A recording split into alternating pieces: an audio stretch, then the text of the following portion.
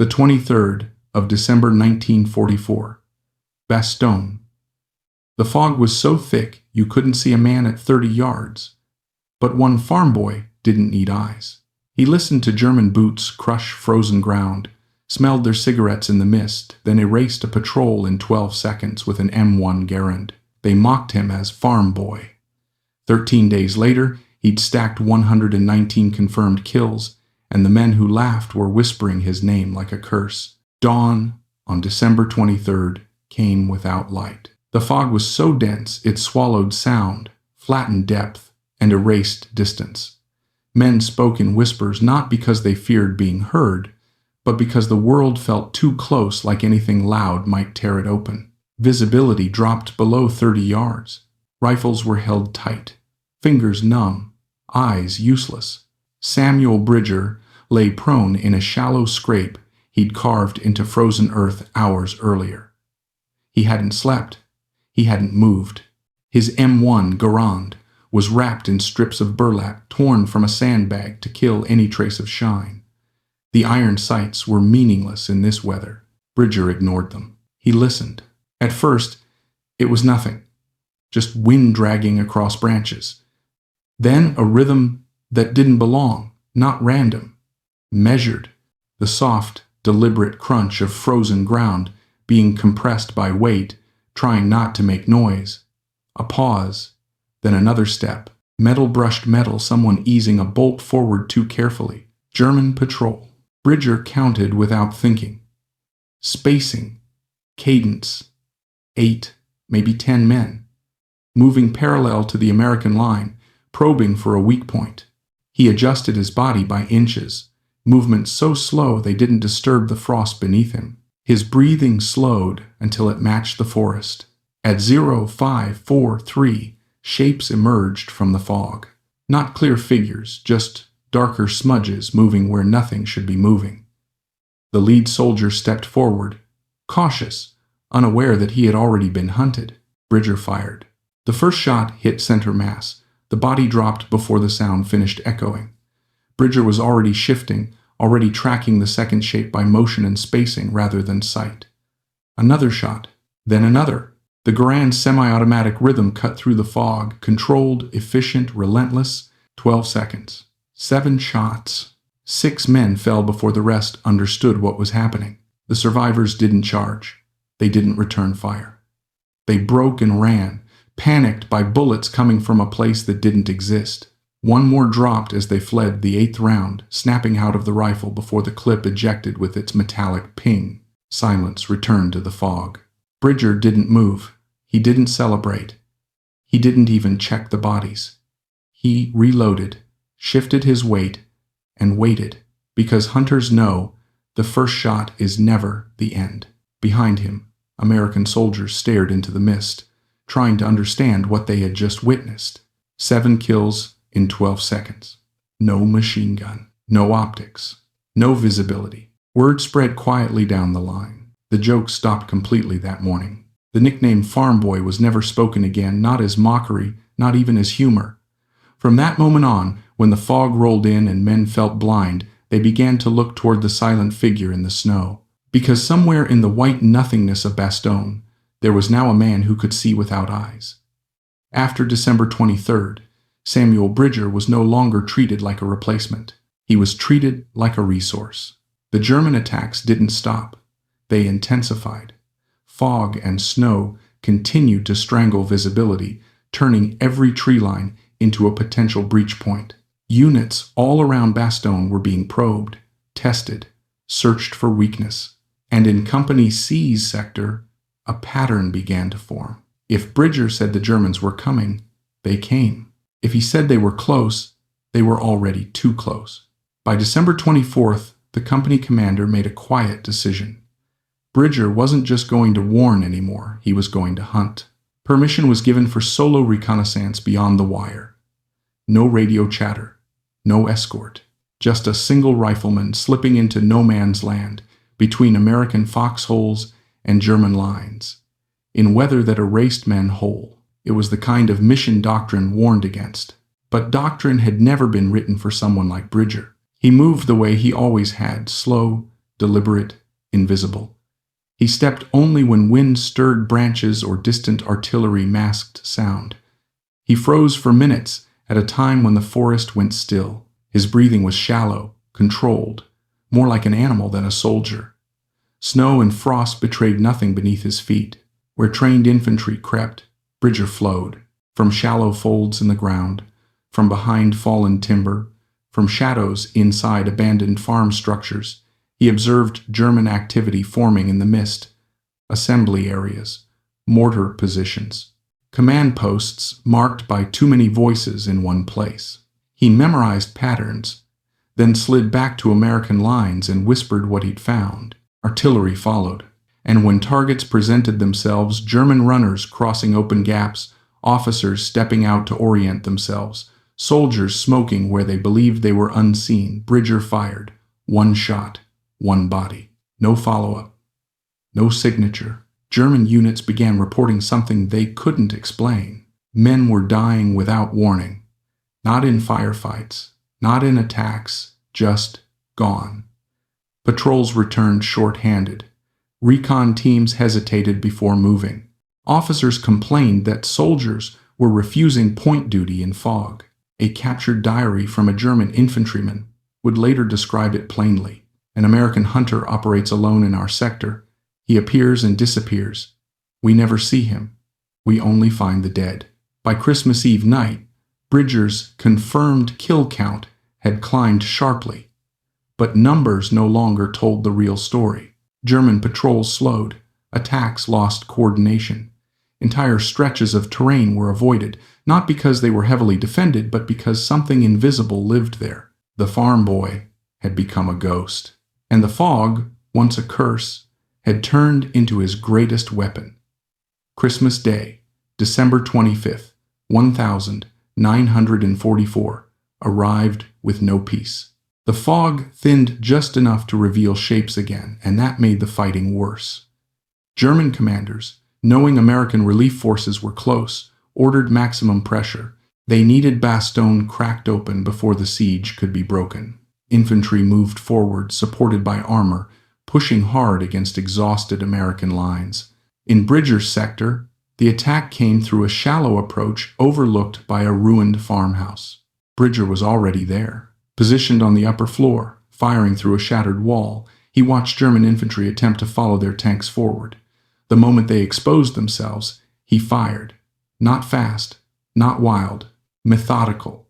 Each shot was a decision. Each decision ended a life. For 90 straight minutes, the rifle never cooled. Rounds were fed in clip after clip. Bridger fired over 160 shots, pausing only to reload or shift position as debris fell around him. Men who tried to rush forward collapsed. Men who hesitated collapsed. German infantry began dropping to the ground, unsure where death was coming from, while American soldiers below watched in disbelief. It wasn't rage driving him. It was routine. By the time the attack broke, 41 German soldiers lay dead in front of that farmhouse, the highest single-day total of the siege. Somewhere during the exchange, a fragment from German artillery tore into Bridger's left shoulder. Blood soaked his jacket. He ignored it. Others were worse off. He stayed. On December 26th, Patton's Third Army punched through the encirclement. Bastogne was no longer isolated, but the fighting didn't stop immediately. German units tried to withdraw under pressure, and Bridger went back to work one last time, interdicting retreat routes with the same cold precision. When the counting finally ended, the numbers were reviewed, verified, cut down by procedure. Official tally: 119 confirmed kills in 13 days. 15 more were listed as probable. They were never added. The paperwork described Bridger clinically exceptional marksmanship, unique reconnaissance ability, psychological impact on enemy forces. But what it couldn't capture was the silence that followed him afterward. The way men stopped joking when he passed. The way soldiers who once mocked him now waited for his nod before relaxing. Bridger didn't change. The situation did. The fog lifted, the siege ended, and the war moved on. But the lesson of Bastogne remained burned into the men who survived it. The skills they had laughed at, those backward farm boy instincts, had kept them alive. Samuel Bridger never celebrated the number. He never spoke of victory. 13 days in the Ardennes had proven something far heavier than heroism. That when the world goes blind, the man who learned to survive without sight becomes the most dangerous thing in it. When the siege of Bastogne ended, Samuel Bridger didn't walk out as a legend. He walked out as a man carrying weight. 119 German soldiers were dead because the fog that blinded everyone else had revealed what he truly was, a hunter shaped by poverty, silence, and necessity. The skills that once earned him ridicule had saved lives, broken attacks, and bent enemy plans. But they had also taken a permanent toll. Bridger never boasted. He never framed his story as triumph. Years later, he would say the number didn't represent pride, only responsibility. Each kill was a human life ended, not a score earned. War had demanded his skills, not his approval. The men who mocked him learned something Bastogne winter made impossible to ignore. Ability doesn't always look impressive at first glance. Sometimes it looks quiet, rural, outdated, until the moment conditions strip away comfort and expose truth. The farm boy never changed. Only the fog did. And when sight failed, the man they laughed at became the reason they survived. Here is another truth hidden inside Samuel Bridger's story, one that is harder to confront. Extraordinary effectiveness in war often comes from ordinary lives shaped by hardship. Bridger was not trained to be lethal by ideology or ambition. He was shaped by necessity. Poverty did not give him choices, it gave him consequences. Missed shots meant hunger. Carelessness meant failure. Over time, those consequences carved habits so deep that they became instinct. War did not create those instincts. It merely exposed their value. This matters because modern societies often mistake comfort for progress. When environments become safer, cleaner, and more forgiving, certain skills atrophy.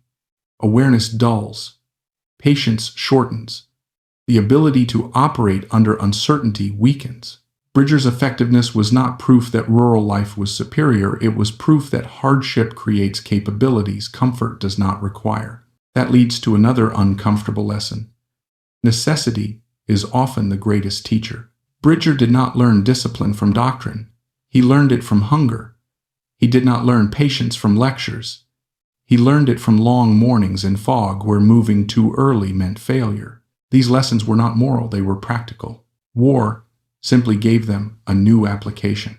This explains why his actions disturbed him later in life. He understood that his effectiveness was built on survival skills learned in childhood, not hatred or ideology. He did not kill because he wanted to. He killed because he knew how, and because the situation demanded it. That distinction haunted him. It forced him to recognize that capability and morality are not the same thing. This is another critical lesson. Being capable does not mean being righteous. Bridger never confused the two. He did not build his identity around what he did in those 13 days. He refused to let war define his worth.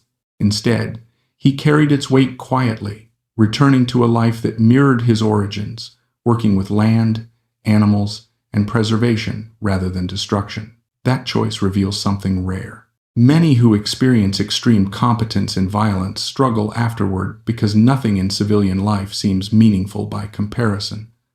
Bridger avoided that trap by grounding himself in purpose rather than validation.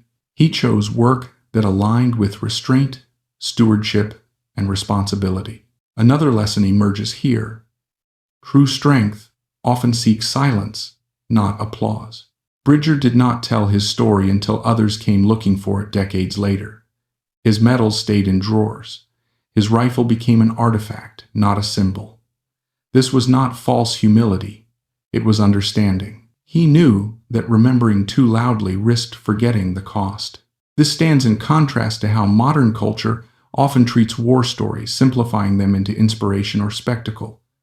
Bridger's silence resists that simplification. It reminds us that some experiences lose meaning when turned into entertainment. There's also a lesson about leadership. Bridger was not promoted rapidly. He was not placed in command, yet his influence reshaped how an entire sector fought. This reveals a truth many organizations ignore. Impact does not always come from authority. Leadership is not always visible. Sometimes it lies in reliability, sometimes in awareness, sometimes in being the one person who sees what others cannot and speaks only when necessary. Bridger led not by commanding, but by preventing disaster before it occurred. This kind of leadership rarely receives recognition, yet it often saves the most lives. Finally, Bridger's story forces us to confront the moral ambiguity of war itself. He was effective. He was necessary. He was also deeply aware that each life he took had weight. He rejected the idea that history's approval could erase that burden. That refusal is perhaps the most important lesson of all. War demands action. History records outcomes, but conscience lives with consequences. Bridger carried all three. In the end, the fog of Bastogne did not just conceal soldiers, it stripped away illusions. It showed that arrogance collapses under pressure, that adaptability outweighs doctrine, and that judgment based on background is a luxury reality eventually removes. The farm boy did not become extraordinary in the fog. The fog simply revealed what had always been there, and that is the lesson worth remembering. There is one final layer to Samuel Bridger's story that is often overlooked: the way war exposes not only individual capability, but collective bias. Before Bastogne, the platoon's social hierarchy was already fixed. City soldiers spoke louder, joked more, and occupied the cultural center of the group. Rural recruits existed on the margins. They were tolerated, not trusted. This hierarchy had nothing to do with competence. It was built on familiarity and shared identity. War dismantled it in days. When fog erased visibility, confidence rooted in urban experience collapsed. Soldiers who had always felt capable suddenly felt helpless. At the same time, the quiet man they had dismissed became indispensable. This reversal was not gradual, it was immediate, and it was uncomfortable. That discomfort matters. It revealed how quickly people attach value to background rather than ability. Bridger's skills were not newly discovered, they were newly needed. The environment changed, and with it, the rules of relevance. This exposes a broader truth. Many forms of prejudice persist only because circumstances have not yet tested them. When conditions change, assumptions fail. Another lesson lies in how Bridger was used once his value became clear. He was not celebrated publicly. He was not paraded as a symbol. Instead, he was quietly repositioned where he could do the most good. His commanders recognized something critical. Exceptional individuals are not always meant to inspire, they are meant to stabilize. This reflects a mature understanding of leadership. Rather than exploiting Bridger for morale or myth, they protected his role. They kept him where his skills mattered most. This restraint prevented his effectiveness from becoming recklessness. It also prevented unnecessary exposure. In war, knowing when not to use someone is as important as knowing when to deploy them. This introduces another lesson. Wisdom lies in application, not recognition. Many organizations fail not because they lack talent, but because they misuse it. Bridger's story is a rare example of correct alignment between ability and responsibility under extreme pressure. There is also a deeper psychological cost embedded in his silence after the war. Bridger did not speak because language could not reduce what he carried. 13 days of continuous combat rewires perception. Time compresses, memory fragments. The mind adapts to survive, then struggles to readapt when survival is no longer the goal. His reluctance to discuss Bastogne was not avoidance. It was respect for the dead, for the truth, and for the limits of explanation. This silence challenges modern expectations that trauma must always be verbalized to be processed. Sometimes endurance expresses itself through restraint. Another overlooked lesson concerns how societies remember war. Bridger's story survived not because he promoted it, but because records preserved it. After-action reports, enemy diaries, witness statements. These documents do not exaggerate emotion, they describe effect. This matters because memory anchored in documentation resists myth-making. When stories are told only through emotion, they drift toward simplification. When they are anchored in evidence, they retain complexity. Bridger's legacy survived because it could not be easily romanticized without confronting its cost. This is a warning for modern audiences. Admiring effectiveness without acknowledging consequence distorts history. Bridger's reflections prevent that distortion. He refused to let success erase tragedy. He refused to let recognition absolve responsibility. Another layer emerges when considering post-war adaptation. Many veterans struggle because wartime competence does not translate cleanly into civilian life. Bridger avoided this trap not because he escaped trauma, but because he chose purpose over validation. Wildlife management offered structure, responsibility, and restraint, the opposite of chaos. This suggests another lesson. Healing often comes from continuity, not reinvention. Bridger did not reject who he was. He returned to it. He applied the same patience, observation, and respect for life that had once been used for survival, now redirected toward preservation. Finally, Bridger's story forces confrontation with a truth that extends far beyond war. People are rarely seen for their full capacity until pressure removes illusion. Comfort hides difference. Crisis reveals it. Those dismissed as insignificant often carry skills that only extreme conditions expose. This does not mean hardship should be glorified. It means that judgment, based on surface identity, is always incomplete. In Bastogne, fog erased vision but sharpened truth. It showed who could adapt. It showed who could listen. It showed who could act without ego. Samuel Bridger did not seek to be seen. When the fog lifted, what remained was not a hero defined by numbers, but a man defined by restraint, awareness, and the quiet understanding that effectiveness carries responsibility long after victory fades. That understanding, not the kill count, is the final lesson of the farm boy in the fog. With distance, Samuel Bridger's story becomes less about war and more about humanity under pressure. Bastogne was not unique because of weather or tactics. It was unique because it removed illusion. In those 13 days, status meant nothing, education meant nothing, background meant nothing until it did. What remained was capability measured only by outcome. This is a difficult truth to accept. Modern societies prefer comfort over confrontation. We reward confidence, visibility, and articulation. We mistake loudness for competence and fluency for depth. Bridger possessed none of those traits. He was not persuasive. He was not charismatic. He did not explain himself well. He simply understood the environment. That understanding is increasingly rare. As systems grow more complex, individuals become more specialized. People learn to operate within narrow lanes defined by procedure.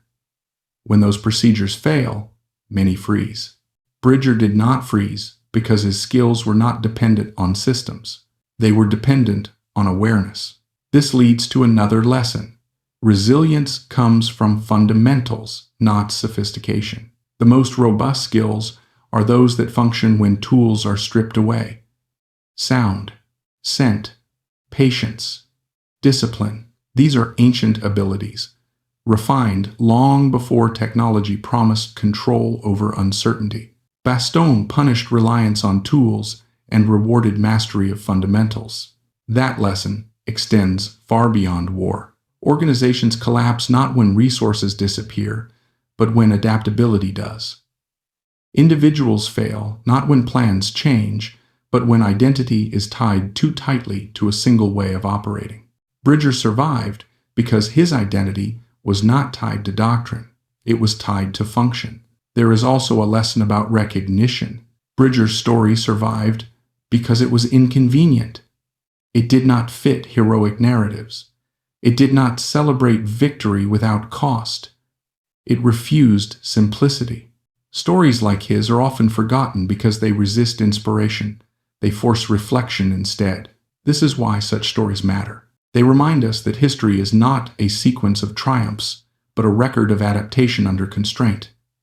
They challenge the idea that greatness looks impressive in the moment.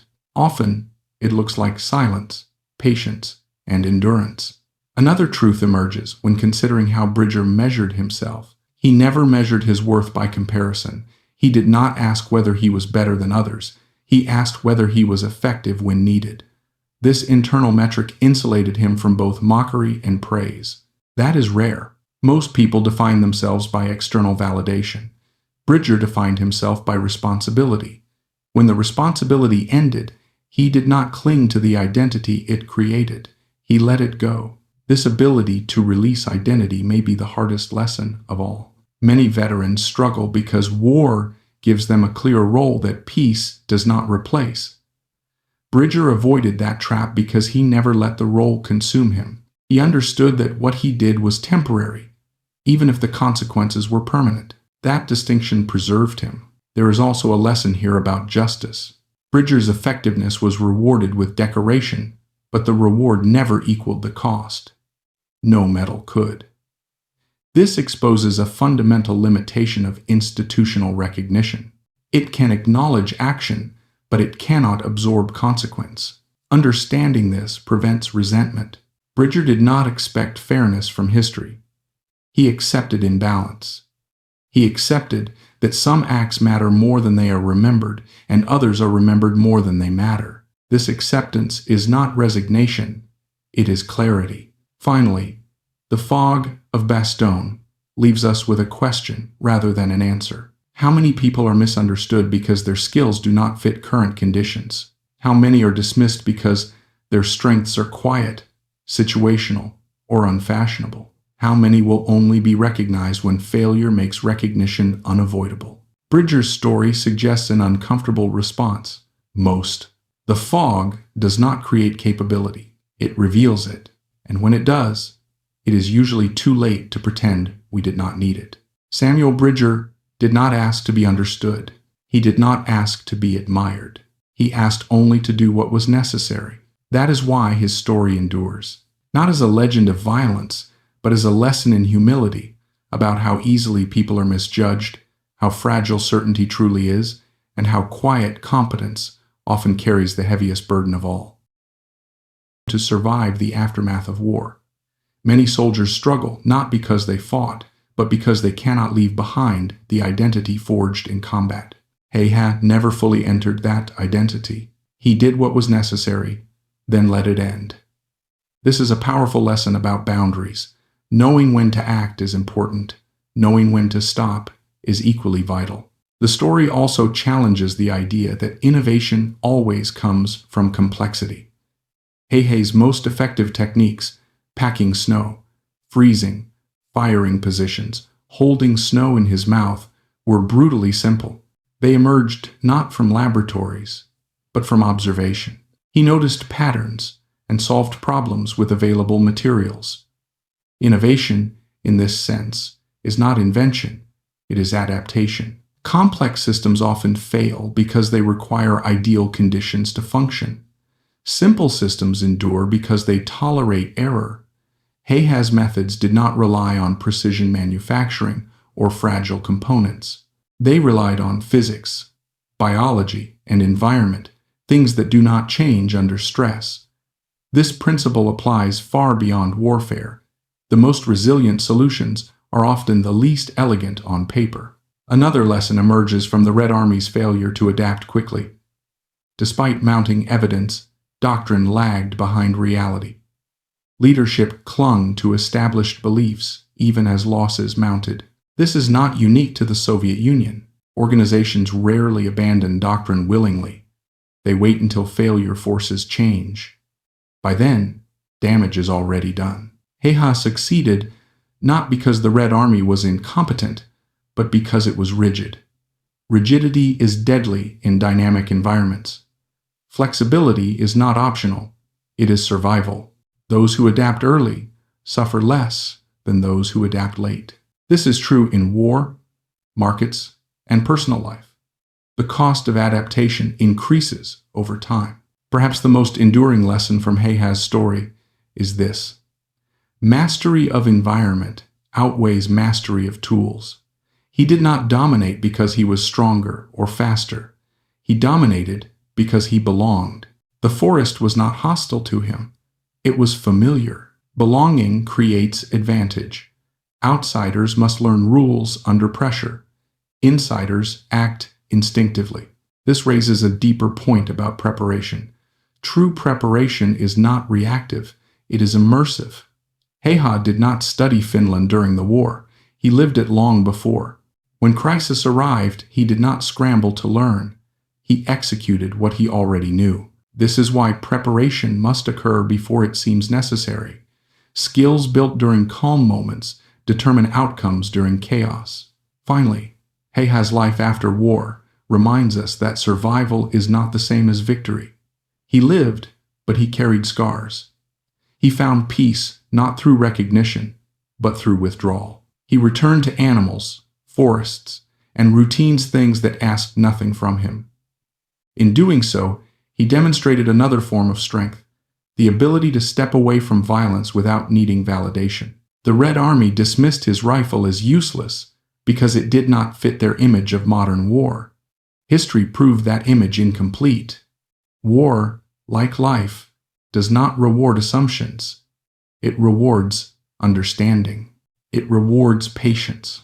And it rewards those who listen more than they speak. In the frozen forests of Finland, a quiet farmer proved that the most dangerous weapon is not firepower, but familiarity. Not aggression, but restraint. Not technology, but adaptation. And that lesson, unlike the war itself, has never gone out of date. War is usually explained with diagrams, arrows on maps, tables of production, ratios of men, tanks, aircraft, and artillery. These abstractions make conflict appear manageable, even logical. They create the comforting illusion that war is something that can be solved by scale and planning. But the story of Simo Heha dismantles that illusion completely. In the frozen forests of Finland, war stopped behaving like a system and became something older, more primitive, and far less forgiving. The Red Army entered Finland in 1939 with absolute confidence. It had numbers beyond comparison, machines built by an industrial state, and a doctrine designed for modern warfare. From Moscow, the invasion looked like a formality. Finland was smaller, poorer, and militarily inferior by every measurable standard. The outcome appeared predetermined. What Soviet planners failed to understand was that numbers only matter if they can be applied. In Finland, the environment refused to cooperate. Snow erased roads. Forests swallowed formations. Cold punished every mistake. Visibility collapsed. Communication broke down. In those conditions, doctrine became a liability rather than an advantage. The Red Army had trained for movement, momentum, and concentration of force. Finland offered stillness, isolation, and fragmentation. What looked like overwhelming power on paper dissolved into confusion on the ground. Simo Heha did not defeat the Red Army by challenging its strength. He defeated it by exposing its assumptions. He never tried to match firepower with firepower or speed with speed. He understood that doing so would guarantee his own destruction. Instead, he fought a different war, one shaped by patience, concealment, and familiarity with the land. He turned the battlefield into something the Red Army could not control or even fully perceive. One of the first lessons from Heha's story is that mastery is rarely sudden. His effectiveness did not emerge when the war began. It was the product of decades of quiet preparation. Hunting birds in Finnish forests taught him skills no military academy could replicate. Distance estimation without instruments, breath control under pressure, absolute stillness for hours at a time, an intuitive understanding of how living beings move when they feel threatened. None of this was glamorous. None of it was designed for war. Yet when war arrived, these skills proved decisive. Modern systems often emphasize rapid training, specialization, and efficiency. Heha's life suggests a different truth. Deep, generalized mastery built over time adapts better than narrow expertise built quickly. His skills were transferable because they were fundamental. They were not tied to a specific weapon or tactic. They were tied to perception, discipline, and environment. When conditions changed, his competence remained. Another lesson lies in his rejection of technology that did not serve the context. Hehe was not anti-modern. He simply understood that tools are only as useful as their compatibility with conditions. Scopes reflected light in snow. They fogged in extreme cold. They required a higher shooting profile. In theory, they offered precision. In practice, they increased risk. Iron sights, though primitive by contemporary standards, worked reliably in the cold and allowed him to remain invisible. This challenges a common belief that newer technology always equals progress. History repeatedly shows that technological advantage is conditional. It depends on environment, logistics, maintenance, and user behavior. When any of these factors break down, sophistication becomes fragility. Hehe's success was not about rejecting progress. It was about selecting reliability over novelty. Reliability, in extreme conditions, is more valuable than capability. A weapon that works every time is deadlier than one that works perfectly only under ideal circumstances. This principle extends far beyond warfare. In business, engineering, medicine, and personal life, systems that tolerate error survive longer than systems optimized for perfection. Hehe's methods were crude but robust. They functioned in cold, silence, and isolation. They did not require resupply, calibration, or coordination. Visibility plays another critical role in this story. Modern conflict often emphasizes dominance through presence, control of territory, visible force, constant activity. Hehe inverted this logic. His power came from absence. He was effective precisely because he could not be seen, tracked, or predicted. This created a psychological effect far greater than his physical impact. Fear does not require large numbers to spread. It requires uncertainty. Soviet soldiers were not terrified because they were losing battles. They were terrified because they could not locate the threat. They could not retaliate. They could not restore control. The forest became a place of constant anticipation, where every pause felt dangerous. This kind of fear erodes morale, silently and irreversibly. The lesson here is that influence often operates invisibly. The most disruptive forces are not always the loudest or most obvious. They are the ones that destabilize expectations. Hehe did not overwhelm the Red Army. He confused it. He forced it to react rather than act.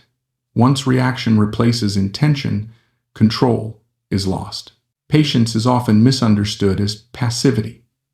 Hehe's patience was active. It was disciplined restraint. He did not fire when targets appeared. He fired when targets mattered. He waited not because he hesitated, but because he understood timing. This level of self-control is rare, especially under stress. Most people act to relieve discomfort, not to maximize outcome. Hehe tolerated discomfort as part of the process. Stillness, in his case, was a weapon. Remaining motionless for hours in sub-zero temperatures required not just physical endurance, but mental dominance over impulse. Every instinct tells a human being to move, to adjust, to seek relief. Hehe, over hunger. Rumors circulated among the ranks. Some claimed the Finns were using dozens of hidden shooters. Others insisted the sniper was not human at all, but something that belonged to the forest itself. The nickname spread quickly, the White Death. It was spoken quietly, almost superstitiously, as if saying it too loudly might draw attention. Attempts to triangulate the shooter's position failed repeatedly. Artillery was brought in to blanket suspected areas, shelling stretches of forest into broken timber and churned snow. When the bombardments ended, Soviet units advanced cautiously, believing no one could survive such fire. Minutes later, shots rang out again. Another man fell. The silence returned. What made the situation unbearable was not just the casualties, but the uncertainty. There was no clear enemy line, no visible threat to engage. Soldiers could not fight back against what they could not see. Each step forward felt like an invitation to death. Morale collapsed in slow, quiet ways, shaking hands, whispered prayers, eyes darting at every sound. Simo continued his routine without deviation. He did not chase kills or fire recklessly. He waited, he observed. He chose targets that mattered, removing leaders, gunners, and scouts whose absence multiplied confusion. Each shot deepened the sense that the forest was watching, judging, and punishing every mistake. By the time Soviet commanders acknowledged the scale of the problem, it was no longer about eliminating a single sniper. The damage had already been done. Entire units were stalled, pinned psychologically by a man they had never seen, armed with a rifle they had once dismissed as obsolete. The Red Army had come to Finland expecting a short campaign, decided by numbers and machines. Instead, in the frozen silence of the forest, they were learning that fear could spread faster than any army, and that one patient hunter could break the will of thousands. By early February, Soviet high command could no longer ignore what was happening in the forests along the Karelian front. Reports from the field had shifted in tone. What began as complaints about sniper harassment had turned into descriptions of paralysis. Units were advancing only a few hundred meters a day. Some refused to move at all.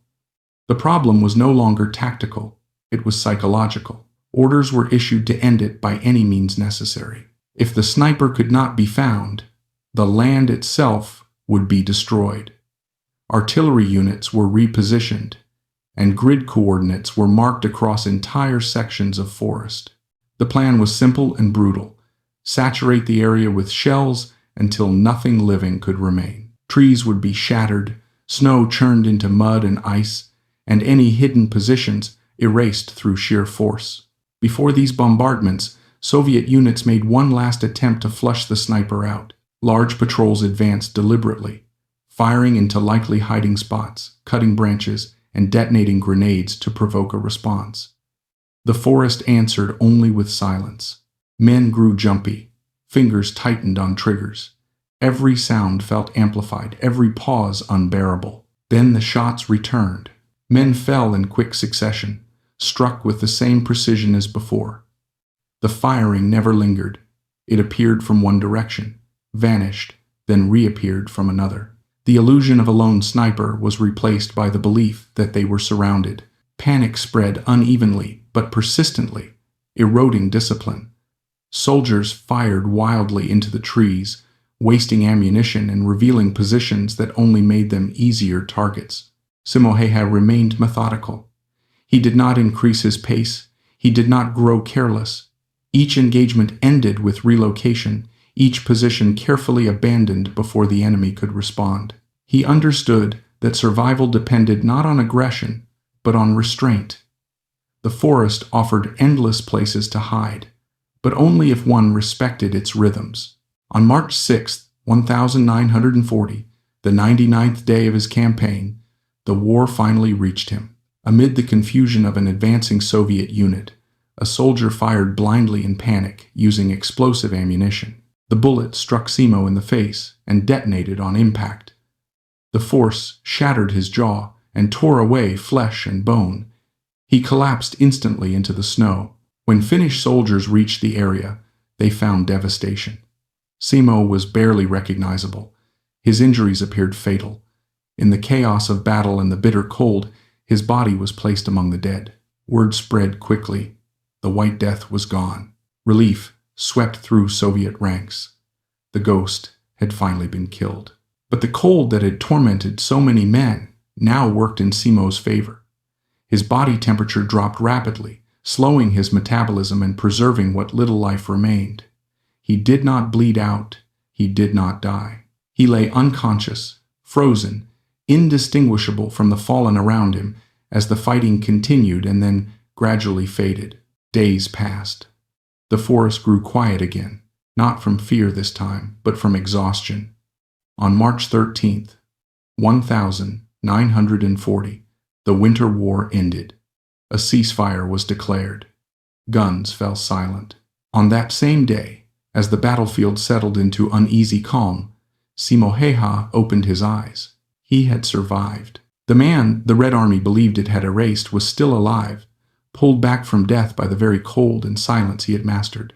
The war that had turned him into a legend was over, but its lessons had already been written in blood across the snow. Simoheha did not return from the war as a hero in the way legends are usually told. He returned broken, scarred, and silent. Surgeons worked on his shattered face again and again, rebuilding bone where explosive metal had destroyed it. Each operation was slow and painful. Recovery took years. The war had ended, but its cost remained written permanently into his body. When he was finally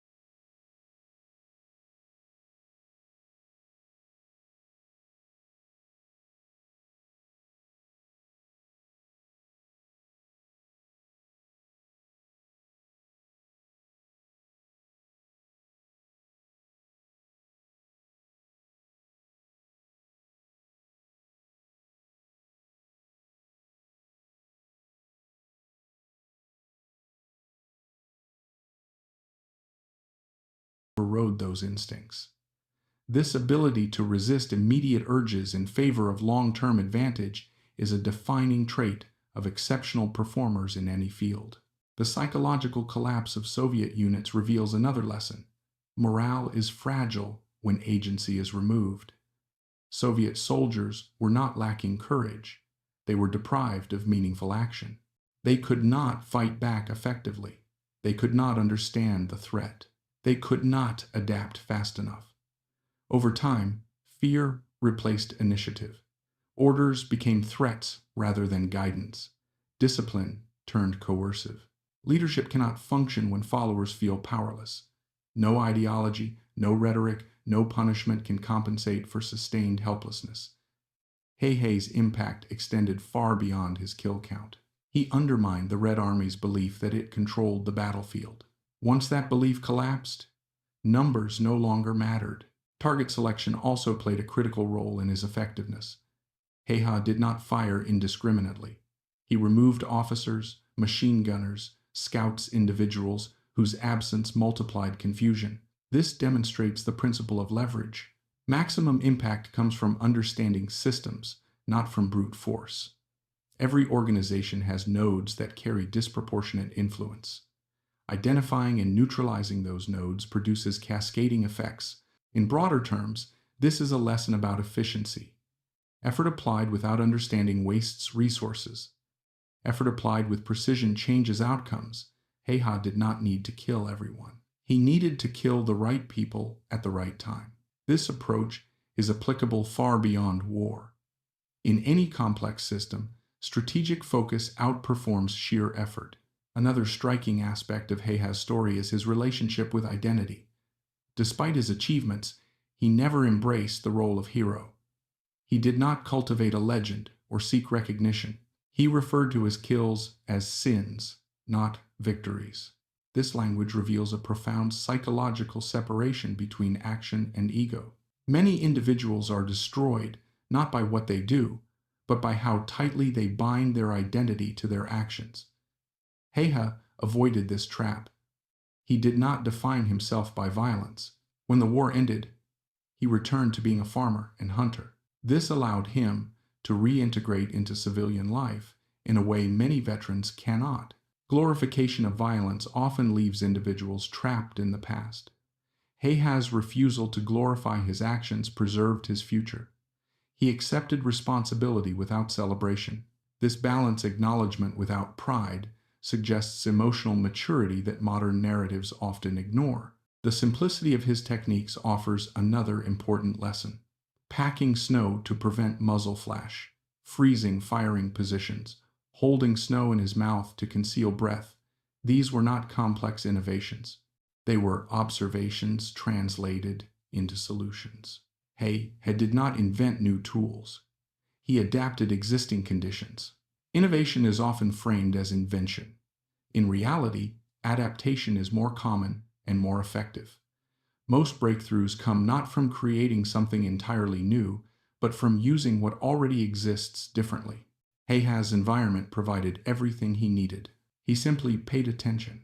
Complex systems often fail under stress because they require too many conditions to remain true. Simple systems endure because they accept imperfection. Hei's methods were forgiving. They allowed error. They functioned despite cold, fatigue, and isolation. This is why they survived. The Red Army's failure to adapt quickly highlights the danger of rigidity. Doctrine persisted despite mounting evidence that conditions demanded change. Leadership hesitated. Assumptions remained intact until failure became undeniable. By then, damage was irreversible. Adaptation is uncomfortable because it requires admitting error. Institutions resist this instinctively. Hei exploited that resistance. He forced the Red Army into a reality it was slow to accept. Those who adapt first suffer less than those who adapt late. This is a timeless principle. Perhaps the most fundamental lesson of all is that environment matters more than equipment. Hei belonged to the forest. He did not need to learn it under pressure. It was already part of him. Outsiders must think consciously. Insiders act instinctively. That difference is decisive. Preparation, in this sense, is not rehearsal, it is immersion. Heha did not prepare for war. He prepared for life in the forest. When war arrived, he did not need to change. This suggests that the most valuable preparation often appears irrelevant until crisis reveals its worth. Finally, Heha's long life after the war reminds us that survival is not synonymous with victory. He lived, but he carried scars. He found peace, not through recognition, but through withdrawal. He chose silence over story, animals over crowds, routine over remembrance. The Red Army dismissed his rifle as useless because it did not fit their vision of modern war. History proved that vision incomplete. War, like life, does not reward assumptions. It rewards understanding. It rewards patience. It rewards those who listen to their environment rather than impose ideology upon it. In the frozen forests of Finland, a quiet man with an old rifle demonstrated a truth that remains uncomfortable and enduring. Power belongs not to those who possess the most, but to those who understand the most. And understanding, once earned, does not disappear when the snow melts. War is often explained through scale: bigger armies, better weapons, more machines. On paper, these factors appear decisive, and for much of modern history, they have been treated as the ultimate measures of power.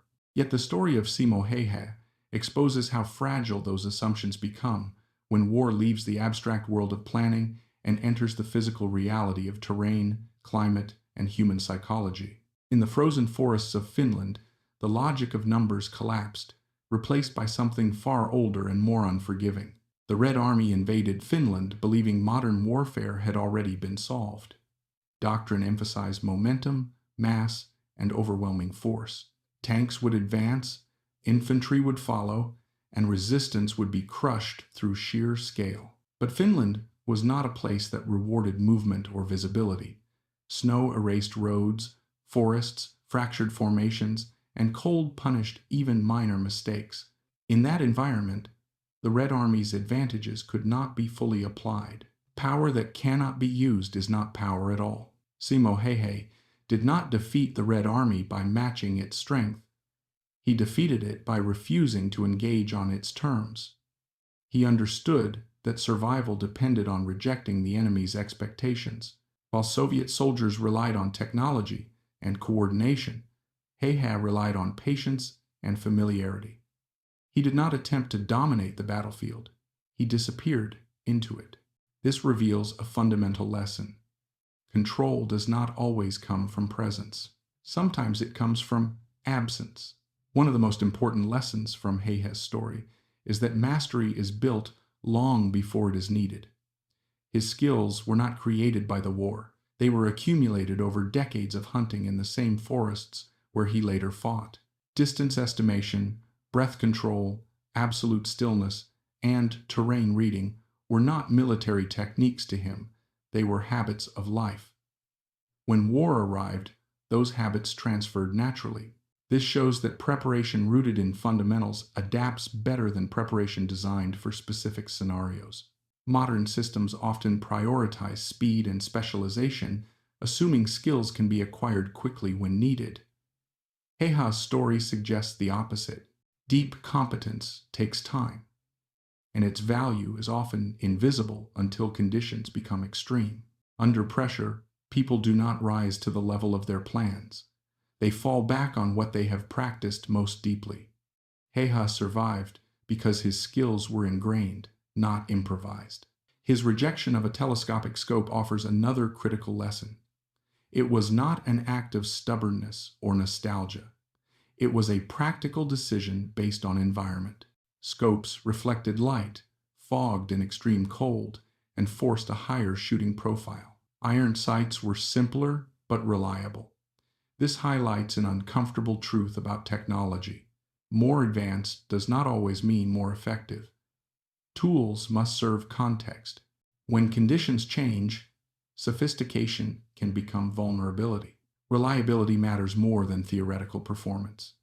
A system that works imperfectly in all conditions is often superior to one that works perfectly only under ideal circumstances. Hayhas' methods were simple, even crude, but they endured cold, fatigue, and isolation.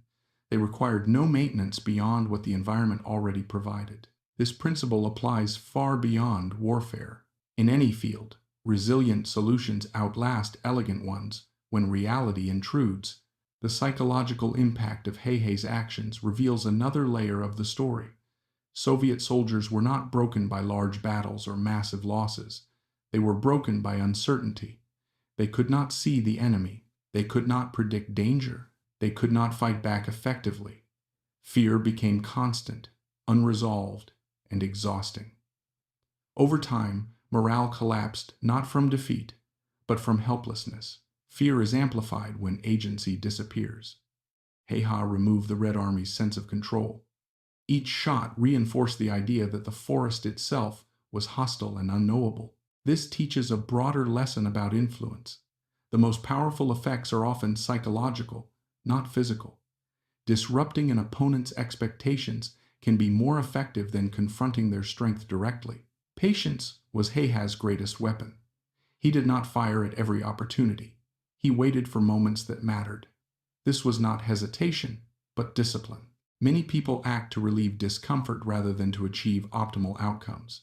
Hayha accepted discomfort as part of the process. Stillness, silence, and restraint allowed him to dictate the tempo of engagement. In any competitive environment, those who control timing control outcomes. His target selection also demonstrates strategic thinking. He focused on officers, machine gunners, and scouts, individuals whose loss created confusion beyond their numbers. This illustrates the principle of leverage. Maximum impact rarely comes from maximum effort. It comes from precise effort applied at critical points. Understanding systems matters more than overwhelming them. Perhaps the most revealing lesson comes from Hayha's attitude toward his own actions. He did not celebrate his kills. He called them sins. He never built his identity around violence or achievement. When the war ended, he returned to farming and hunting, avoiding attention and recognition. This separation between action and ego allowed him to live in peace afterward. Many people are trapped by their past because they define themselves by it. Hayha did not.